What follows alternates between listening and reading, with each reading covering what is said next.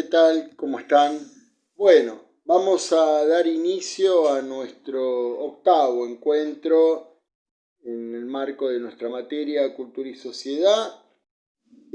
La vez pasada, en el video anterior, ustedes habrán podido seguir la temática de cultura, contracultura, cultura dominante, contracultura, cultura marginal y subcultura, que efectivamente el profesor Bernal Herrera desarrollaba en torno a los modos de posicionamientos diversos que existen, ¿no?, en una misma cultura o entre culturas, ¿no?, respecto a movimientos distintos en base a relaciones de poder, ¿no? Veíamos allí qué es lo que caracteriza a una cultura dominante, qué es lo que caracteriza a una subcultura, qué es lo que caracteriza a una cultura marginal y qué es lo que caracteriza a una contracultura, ¿no? Y desplegábamos allí todo el análisis que Bernal Herrera comparte al respecto. Bueno, hoy, prosiguiendo un poco con el espíritu de esta temática, prosiguiendo un poco con el espíritu de abordar a la cultura como un campo de disputa, como un territorio de conflictos, de antagonismos, de lucha de fuerzas, vamos a compartir un panorama conceptual sobre algunos conceptos elementales del filósofo marxista italiano Antonio Gramsci, de quien ustedes quizás hayan leído en alguna oportunidad o hayan escuchado hablar sobre él o hayan leído algo directamente de él o sobre él. Un filósofo que se ha caracterizado por producir algunas innovaciones importantes al interior de la teoría marxista, un militante primero del Partido Socialista Italiano, luego del Partido Comunista Italiano, que terminó encarcelado por el fascismo, por las huestes de Mussolini, y al poco tiempo que salió de la cárcel murió por el estado deteriorado de salud en el que estaba. Antonio Gramsci dejó una obra muy prolífica, muy rica en materia conceptual. Son conocidos los cuadernos desde la cárcel que él escribió estando preso, entre otras obras también en las que se ha destacado. Y bueno, Gramsci nos aproxima una serie de conceptos y de nociones muy interesantes para los fines de nuestro examen sobre la cultura como lucha de fuerzas, como relaciones antagónicas, como territorio en disputa. Y desde toda la herencia de la teoría marxista, esto es de Carlos Marx, de Federico Engels, como los clásicos del socialismo, los padres del socialismo moderno, los clásicos del socialismo, Gramsci, recogiendo las nociones centrales de ellos, intenta examinar, ¿no?, el problema de la lucha de clases y de los antagonismos sociales, pero enfocado sobre determinadas problemáticas referidas a la cultura, tal como nosotros vamos a desplegarlas ahora. El texto que ustedes van a poder leer al respecto es de un filósofo uruguayo que se llama José Luis Revelato. Revelato nos presenta un pequeño texto que se llama El marxismo de Gramsci y la nueva cultura, que ustedes van a tener oportunidad de leer. El marxismo de Gramsci y la nueva cultura es el texto de este filósofo uruguayo Revelato sobre las nociones centrales de Gramsci, entonces, que yo les decía, vamos a ir compartiendo, pero por supuesto a quien le interese puede leer directamente sobre las obras de Gramsci, los cuadernos de la cárcel, notas sobre Maquiavelo, la política del Estado moderno, los intelectuales y la organización de la cultura. Estoy pensando en alguna de ellas, en las cuales ustedes van a poder encontrar de manera mucho más amplia, seguro, algunas de las cosas que yo voy a compartir ahora. Bien, el punto de partida que tenemos que tomar para comprender estos planteos esenciales de Gramsci es la filosofía de la praxis, ¿no? Gramsci como filósofo, como marxista y como hombre que estaba convencido que la acción transformadora de las masas, de las clases oprimidas, de las clases sojuzgadas, eran las que iban a cambiar la historia, no tenía una concepción de la filosofía según la cual los hombres son presos de fuerzas trascendentes que no dominan o que no controlan y ante las cuales tienen que subordinarse, llámese la religión o llámese algún tipo de objetividad, de creencia ciega en la ciencia. No se trata de eso. Para Gramsci, la filosofía es de la praxis porque praxis significa fundamentalmente la transformación de la historia que los hombres hacen transformándose a sí mismos, ¿no? Que era lo que planteaba Carlos Marx, ¿sí? Insisto, el mentor del comunismo, uno de los padres del socialismo moderno. Carlos Marx, que pensaba que el trabajo como actividad productiva del hombre transformaba al medio a su vez que transformaba al hombre mismo, ¿no? Entonces el hombre se constituía en sujeto de la historia a partir de su actividad práctica y transformadora que lo determinaba a sí mismo, ¿no? Gramsci toma esta idea y la lleva a varios niveles, y le diría básicamente a todos los niveles existentes de la sociedad, y digo, culturales, políticos, económicos, ideológicos. Y entonces, para Gramsci, fundamentalmente, la transformación del hombre, la praxis como práctica transformadora del medio que transforma a su vez al hombre mismo, era el punto de partida desde el cual Gramsci podía entender su propia concepción de la historia. Y entonces nosotros nos vamos a preguntar, siguiendo la lectura de Revelato sobre Gramsci, si para Gramsci efectivamente se trataba de que las clases oprimidas, sojuzgadas, dominadas, tenían que acceder a la cultura que ya existía y esta había que democratizarla, o por el contrario podían ser creadores de una nueva cultura, ¿no? Una cultura popular, una nueva cultura a partir de la cual se transformen las representaciones sociales que venían heredando de las clases dominantes o de la educación tradicional.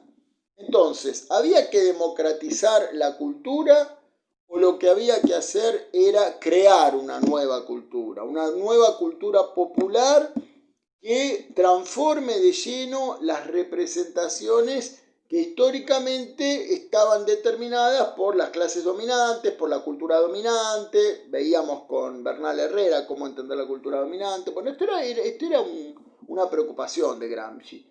¿Quién conocía? ¿Quién era el sujeto del conocimiento? ¿Y de qué manera se conocía esa nueva cultura popular?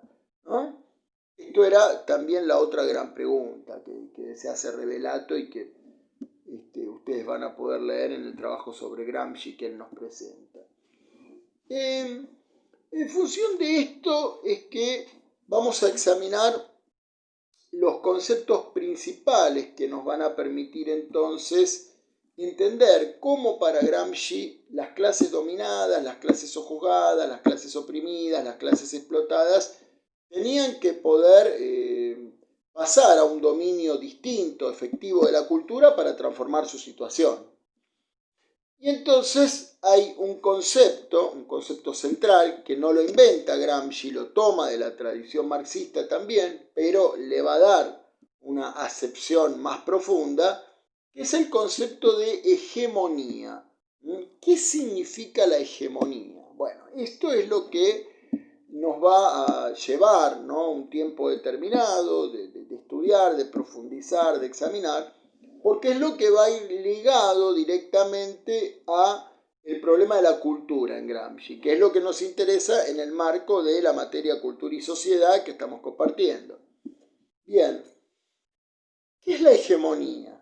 Bueno, Gramsci, como buen marxista, analiza las relaciones de poder, analiza la política, analiza los procesos revolucionarios, Gramsci fue contemporáneo de la primera revolución socialista de la historia, la Revolución Rusa, a la cual había estudiado, con la cual se sentía consustanciado, pero entendiendo que Rusia tenía en el año 1917 una particularidad que no se compartía con los grandes países de Occidente o las grandes potencias de Occidente.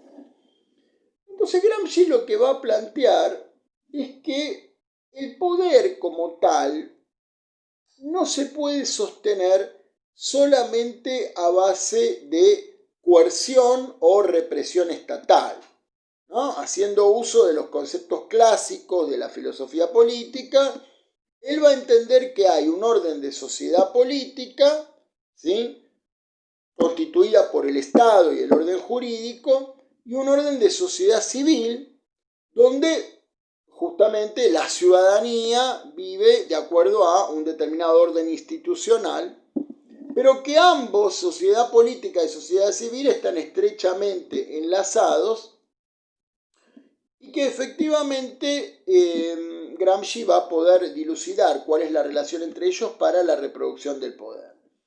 Y va a decir, bueno, una sociedad no puede mantenerse solamente a costa de la coerción y la represión.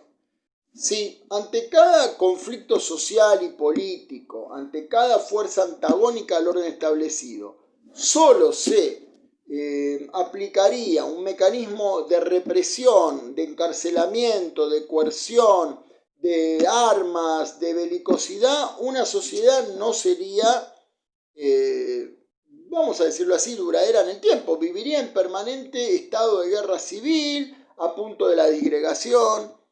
Lo que las sociedades instauran como mecanismo de dominación no tiene que ver solamente con la coerción y la represión, sino con el consenso o con lo que, como ya les anticipaba, Gramsci entiende por hegemonía. La hegemonía, entonces, va a ser la otra forma de dominación política que no está ligada estrictamente a la represión o la coerción. Y entonces, ¿cómo entender la hegemonía?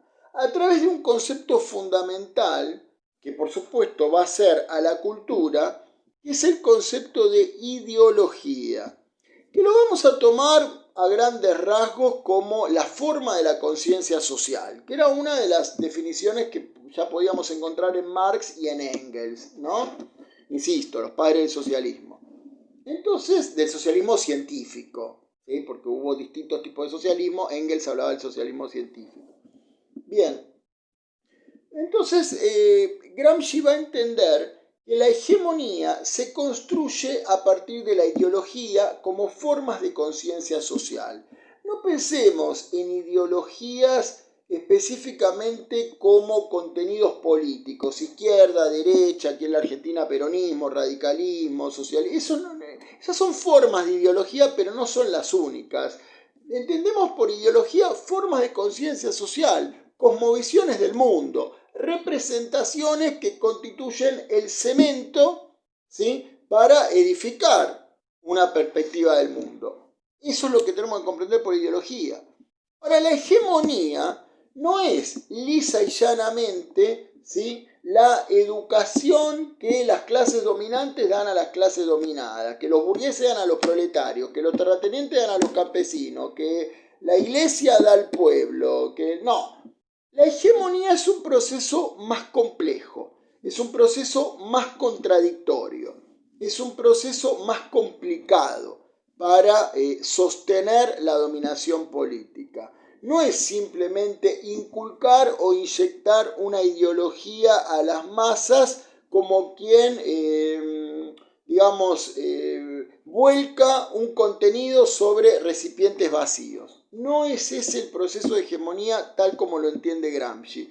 Hegemonía es lisa y llanamente consensuar, apropiarse, saber leer y saber tomar los elementos ideológicos de las clases dominadas para poder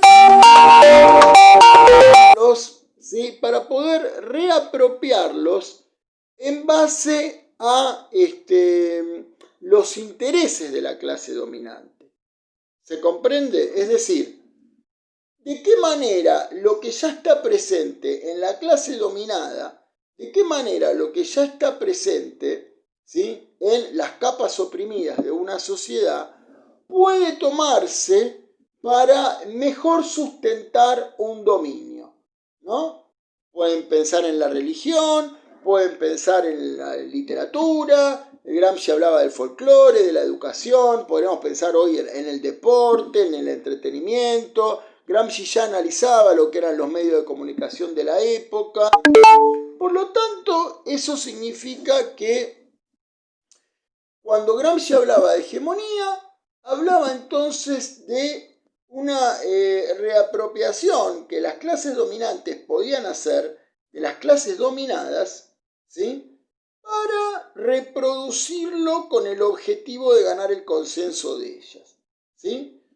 Puede ser a través de la religión, del folclore, de la educación, de la literatura, del deporte, de todo aquello que efectivamente interese a las clases dominadas, pero las clases dominadas, como toda clase social, tiene también una concepción del mundo.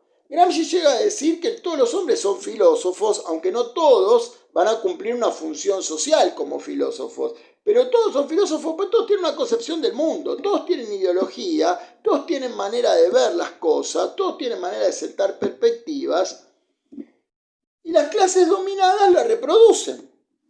Entonces, ¿qué es lo que hacen las clases dominantes?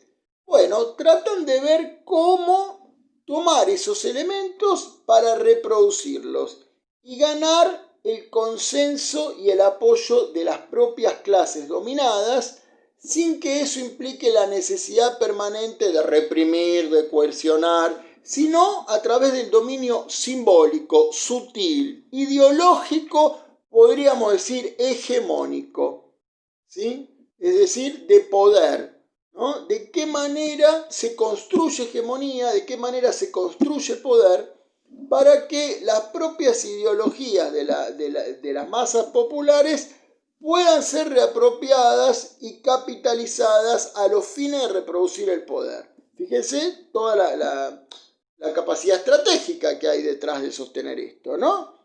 Entonces, Gramsci parte de la base de que en Occidente se ha establecido, ¿sí?, una,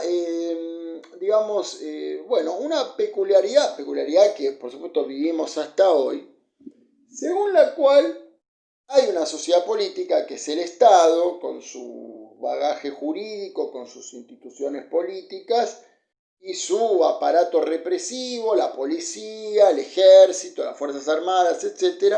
Pero hay una sociedad civil compleja, desarrollada, como producto del propio desarrollo del capitalismo moderno, del mercado, de la época que hasta hoy vivimos, que ha dado lugar a un entramado complejo de instituciones para que la vida social sea posible. Tenemos allí la escuela, las organizaciones civiles, los clubes deportivos, la prensa, los sindicatos, en fin, un sinnúmero de instituciones, que no era lo que efectivamente pasaba o sucedía en la Rusia zarista, donde los bolcheviques tomaron el poder e hicieron la revolución socialista, con las masas obreras y campesinas.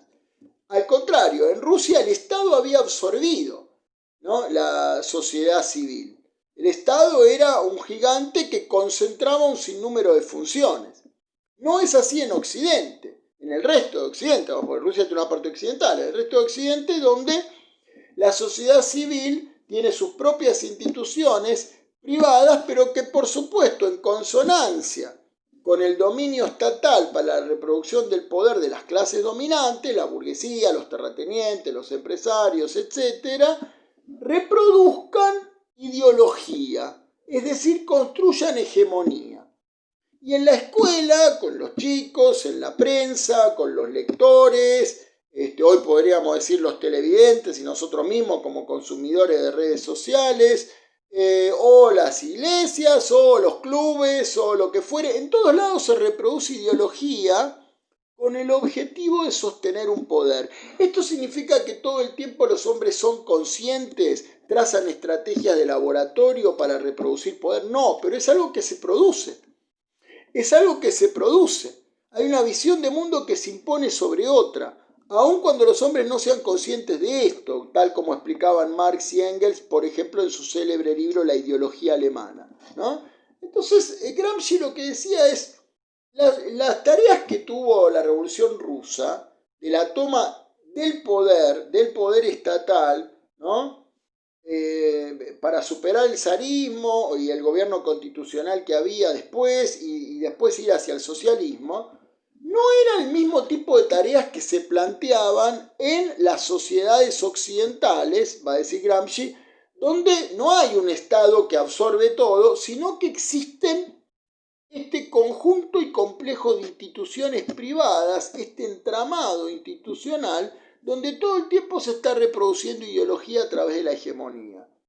¿Qué es lo que se debe hacer con eso? Dice Gramsci, trazar una guerra de posiciones. Tomando una metáfora militar, sí, pero guerra de posiciones. ¿Qué quiere decir eso? ¿Que hay que tomar por asalto los medios? No. Lo que dice es guerra de posiciones desde el punto de vista de dar un combate ideológico, o si ustedes quieren, contrahegemónico para combatir a la hegemonía, ¿sí?, de la clase dominante. La clase obrera, los campesinos, ¿sí? Gramsci toma lo que pasaba en Italia en ese momento y dice, bueno, hay digamos, un dominio del norte sobre el sur, el norte industrial sobre el sur agrario. Y hay un bloque entre la burguesía industrial del norte y los terratenientes del sur. Ese bloque de dos clases dominantes logran efectivamente hegemonía sobre los obreros del norte y los campesinos del sur. Entonces lo que había que hacer para Gramsci era revertir esa hegemonía. En las sociedades occidentales, ¿sí?, Gramsci lo que propone es efectivamente una lucha hegemónica o contrahegemónica a través de esta guerra de posiciones, ¿no?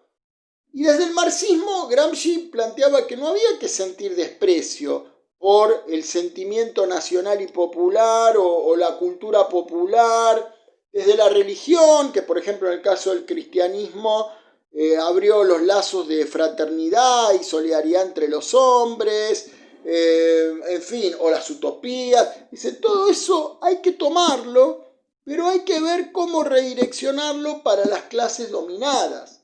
Y no que sigan quedando en manos de las clases dominantes, como por ejemplo en el caso de la religión, la iglesia de los lujos, la iglesia alejada del pueblo, etc.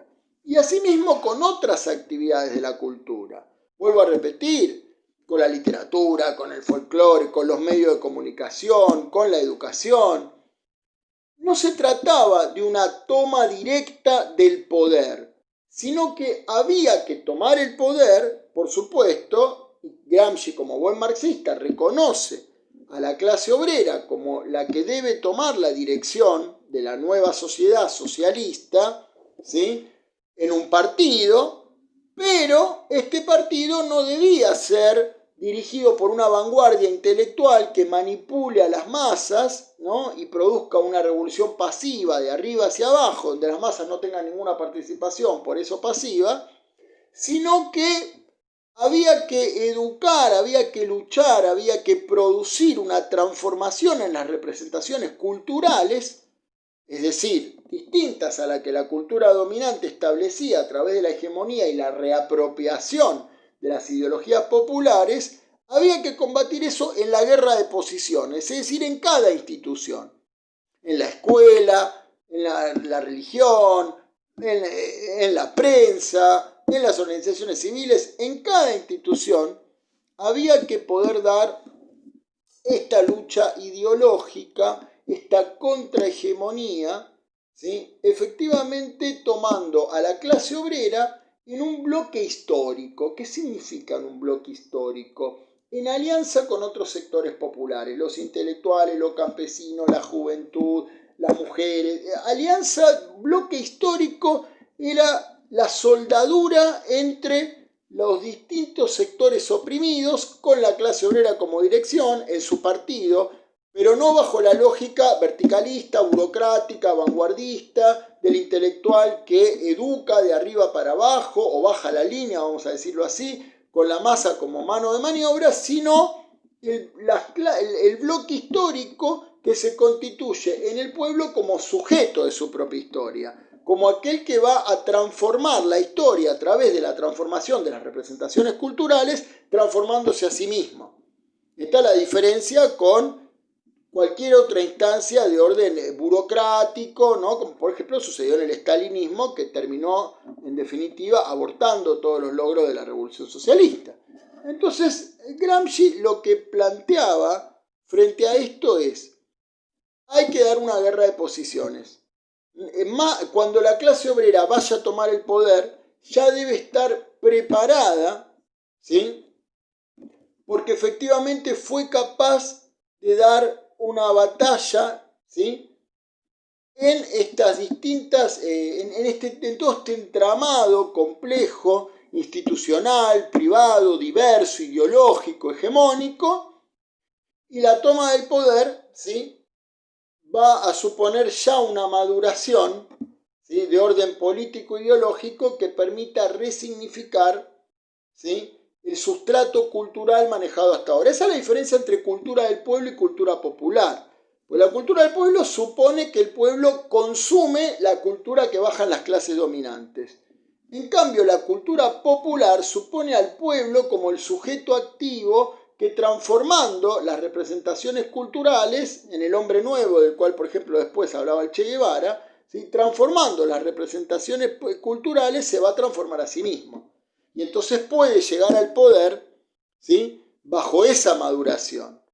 Pero las tareas, esas eran las tareas que Gramsci veía en la sociedad occidental compleja, ¿sí? Recuerden que cuando nosotros veíamos a Malinowski, ¿sí? Ya hace unas clases, unos videos atrás, vamos a decirlo así, Malinowski, te recordarán, hacía la diferencia entre las sociedades simples y las sociedades complejas. Bueno, Gramsci retoma un poco esto que habíamos visto con Malinowski, ¿no? Porque las sociedades simples eran aquellas que tenían pocas instituciones y concentraban muchas funciones. En cambio, las sociedades complejas eran aquellas especializadas, que tenían varias instituciones para cumplir distintas funciones. Y esto es la sociedad civil occidental, tal como la conocemos hasta ahora. Un sinnúmero de instituciones en toda la sociedad. Gramsci planteaba frente a eso la guerra de posiciones, ¿sí?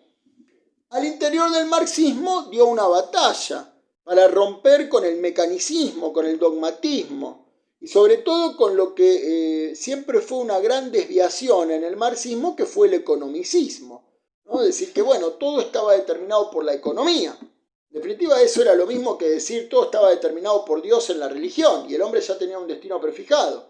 Si la lucha únicamente subordina todas las instancias de la cultura, de lo que Marx entendía como la superestructura de una sociedad, que eran las instancias políticas, ideológicas, culturales, todo eso se subordina a la pura lucha económica, nunca se van a superar los intereses corporativos. El campesino pelea por su tierra, el obrero pelea por su salario, pero eso no va a lograr un bloque histórico en alianza de las clases oprimidas o explotadas para transformar el conjunto de la sociedad, que además de la transformación política, la toma del poder, la reorganización del Estado hacia el socialismo, la abolición de las clases, la abolición de la propiedad privada, de los medios de producción, de las empresas, de la tierra, de la fábrica, digo, además de todo eso, y ponerlo, socializándolo bajo los trabajadores, además de todo eso, o fundamentalmente para lograr todo eso, desde Gramsci era muy importante la transformación de las representaciones culturales. Es decir, cómo lograr una visión distinta del lazo social, ¿no? El pueblo se constituya en el sujeto de su propia historia y no en el objeto pasivo de las clases dominantes. Este era el desafío que Gramsci se planteaba. Y decía, bueno, para eso había que romper con las concepciones mecanicistas, dogmáticas y economicistas, ¿no? Economicistas desde el punto de vista de que la principal lucha es económica. Sí, por supuesto que la principal lucha es económica.